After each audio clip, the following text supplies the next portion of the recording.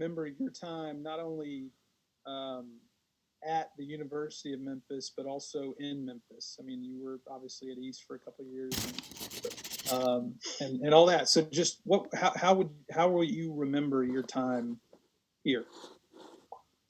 Well, I mean, it's been a great time.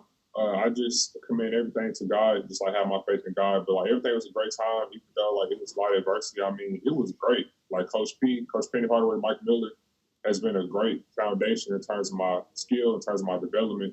I had a great time in Memphis. I love my teammates. I actually text them every day.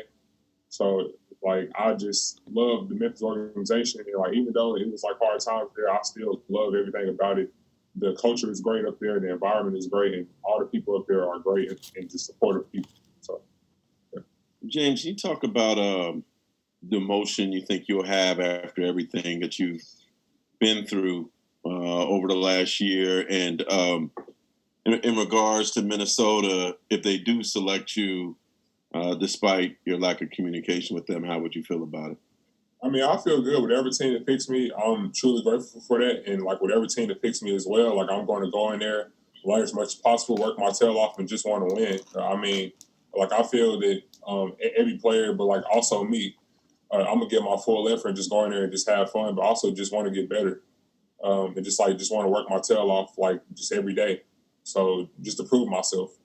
So like with every team that just drafts me, like I'm just ready to go in there and really just play. And how about your emotions over everything you've gone through over the last year? How you think it could be for you when you hear your name on Wednesday? From that situation that happened in college, it made me way more mature. It made me more mentally tough because I'm already mentally tough, but like it just created a chip on my shoulder just to get better and just to like figure out that life is not always easy. It's always ups and downs. It's duality and everything. But like just hearing my name get called is really like a great opportunity for me and for my family. But just everything that I've been through is really going to be great because like I just came through a lot of stuff. So just being at that moment is going to be a great moment for me. So yeah. Thank you. Next question, Danielle Lerner. Go ahead, please. Hi, James. Have teams been asking you about kind of the Memphis eligibility situation when you've been talking to them? Not at all. It was basically about character and just like about my work ethic and just about what I contribute to a team. But in terms of the Memphis situation, no, it didn't come up. And as a follow-up, do you have any regrets over, the way things happen? Just talking about how college is such a great stepping stone. If you could go back and do it again, would you do anything differently in terms of deciding to leave?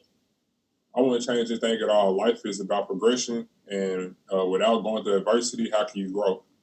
So I feel that going through that situation made me better as a person and as a basketball player, and I wouldn't change anything. Next question to Clayton Collier. Hey, James. You talked about how you remember Memphis, but how do you hope that the city and Memphis Tiger fans remember you? There was both good and bad there. Right. I feel like all the great memories, just me being there, just taking care of the environment outside of basketball, being at a lot of events and taking care of a lot of people, being in communities and just helping people out in the city of Memphis.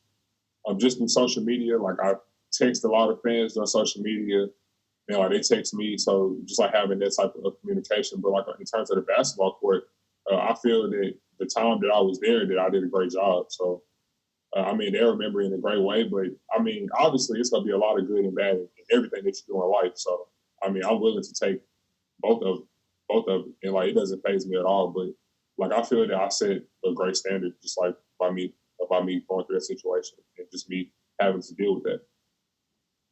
I'm going to take two more questions. Go ahead, Spencer Davies. Hey, James, I'm just kind of curious, using that situation in Memphis and not being able to complete the season there, how were you able to turn that into a positive for yourself? And where do you think you've grown from that point? Like, of course, I wanted to win that championship. Of course, like, I wanted to establish that situation with my teammates. I love my teammates. I actually text them every day.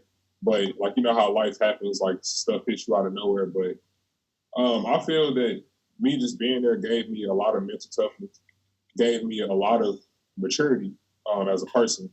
And it also just made me grow just as a person every day, just going through that type of adversity especially being 18 years old. Well, I'm 19 right now, but back then I was 18 years old. I mean, it was pretty hard, but I mean, I got through it. My family supported me throughout it all, and I just stayed strong.